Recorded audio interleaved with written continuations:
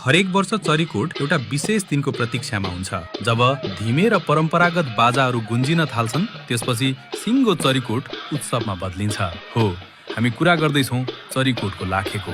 रातो अनुहार, लामो कपाल, डरलाग्दो मुखौटा।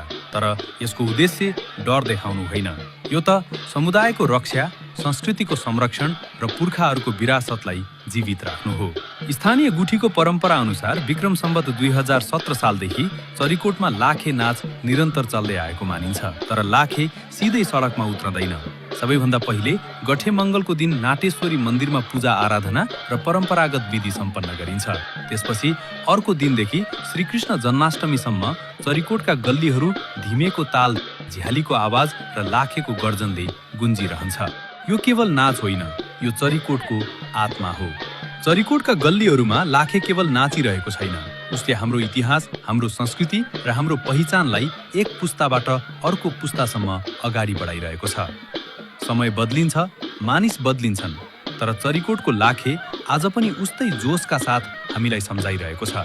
आफ्नो संस्कृति बिर्सिनु हुँदैन, किनकि पहिचान हरायो भने इतिहास पनि बिस्तारै हराउँदै जान्छ।